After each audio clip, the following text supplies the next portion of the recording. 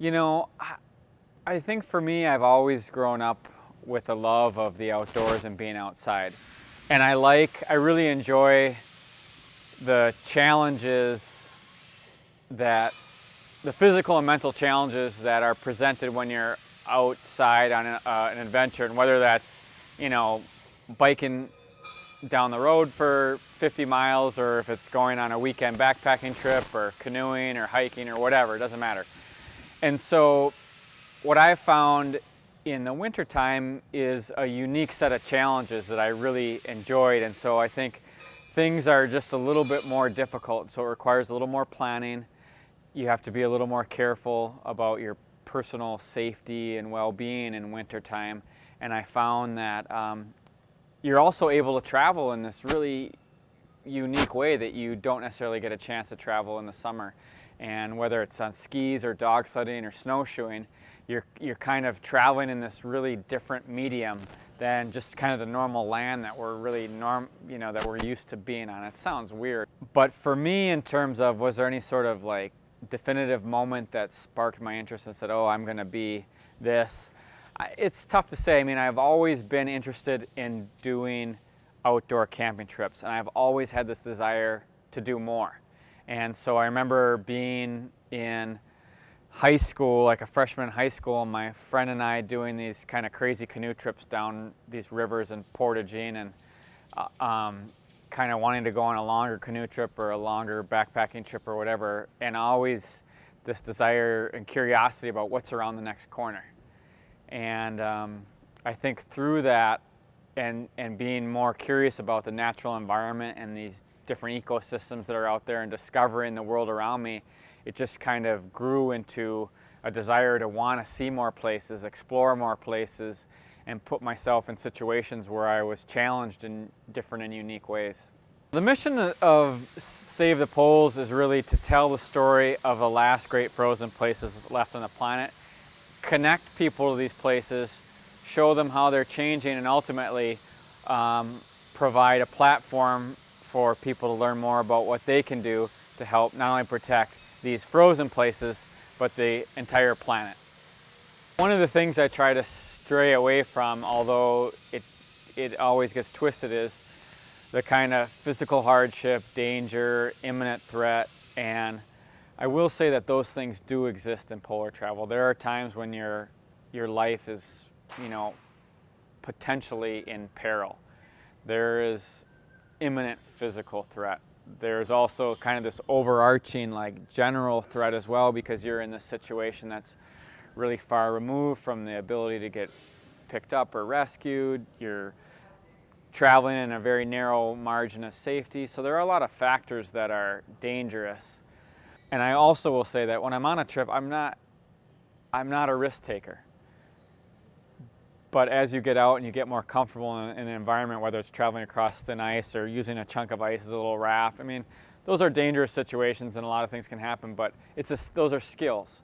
But if you want, dangerous things, or falling through thin ice, having a polar bear jump on my tent while I was sleeping in it, I mean, those are things that are somewhat common occurrences, for better or worse.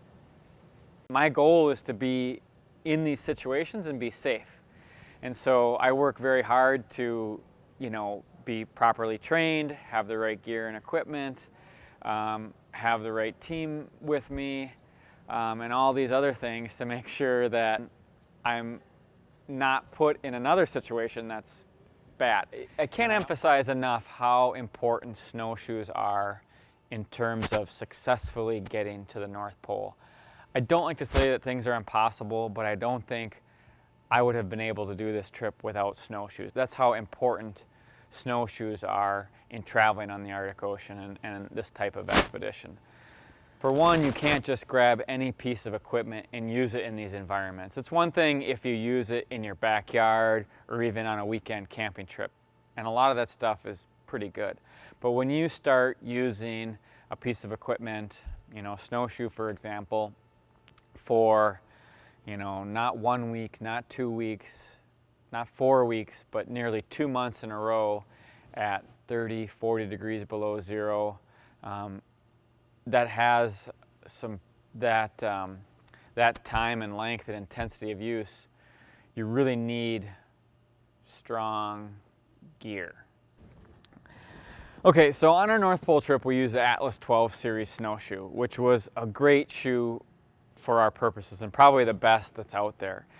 And for me on this trip, what we needed to do was be able to get in and out of these shoes really easily. So the binding system was great because you can just pull up on the buckle release and it releases kind of both of these straps in a real easy manner.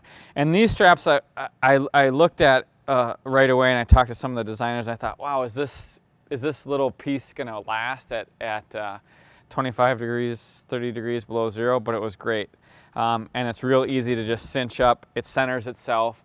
And so again, we're getting in and out of these constantly because we're also using skis at times when we're on flatter sections of ice. So we switch back and forth. We really have to use both, but the snowshoes are critical. So being able to get in and out of just the binding itself was a big factor for me. The frame, light and strong. We're doing a lot of things in our snowshoes that most people probably shouldn't do. And we do, I call kind of like highway development when we're out on the ice. And so when we get to a section of rough ice, there's chunks of ice that are like this big that are frozen in all sorts of odd angles. To get our sleds through requires a lot of work, and so we want to do a little bit of kind of leveling out the terrain. So we're smashing, kicking, pushing ice chunks to break them free, to knock them loose, to flatten them out with our shoes, with the bottom, with the toe of the frame, with the back. And these things were more than durable for that. And that's really not a normal use of snowshoes, but it's pushing it to the limits. And again, we're just trying to be efficient in getting our heavy loads through these conditions. As we're traveling in this really rubbled ice, you've got chunks of ice that are maybe just this big up towards, you know, as big as a table or larger. And they're in every angle that you can possibly imagine, shape and form. And we're pulling that heavy load, we're leaning into our harness, we're using our poles, and the shoe is tipping this way and that way. And for me, I really felt that the SLS system was critical in these conditions, because what would happen is as the shoe was turning and tipping and tilting, because of the suspension on the binding and the crampon, my foot was still able to kind of keep more upright. Felt a lot more comfortable on my ankles, and then I was also able to get additional purchase with the crampon right underneath my toe. In finding organizations to partner with and getting equipment for these trips is really almost a full-time job, because I need to find equipment that's going to be able to endure the rigors of polar travel. You know, being in extreme cold for weeks and months on end, repetitive use day after day after day can really break down an average piece of equipment in just a couple days. And so right away you need something that's going to last, be strong, endure the cold. You've got pretty intense ultraviolet rays, so it's got to be able to hold up under those conditions as well. Water submersion, you know, so there's a real varied set of conditions that this stuff has to hold up through. It also has to be able to be used with big mittens on.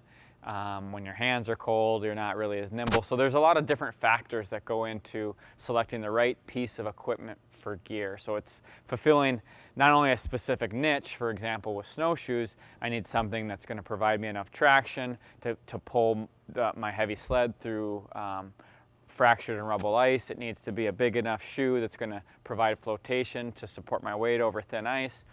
And it also needs to be durable enough that it's going to last in these intense, cold, extreme polar conditions. And so that's really my first, kind of the first thing that I look at. And you'd be surprised at how many companies don't even make that cut, because there are a lot of products out there that just don't fit that need. And then lastly, I want to work with companies who have similar ethics and attitudes towards the environment that I do. And so partnering with companies that are concerned about the environment and acting towards protecting our environment are very important to me. For me, climate change has been an issue that I've been working on for over a decade, and I've seen some of these changes firsthand. freeze-ups coming later, thaws coming earlier, migration patterns of wildlife changing. I've talked to a lot of the native Inuit who live in these places and say, you know, this area used to be frozen in May and now it's open water in July. And so as someone who likes winter, who really is involved in winter sports and is traveling outside in winter, I see value in preserving winter. But it's not only that, it's also the fact that snow, ice, cold, these are really important in regulating world climate. The polar ice caps are unique ecosystems that support a wide variety of life on our planet. And so this issue, for me, is really an extension of really who I am. And not only preserving winter, but preserving the integrity of our planet's health for future generations.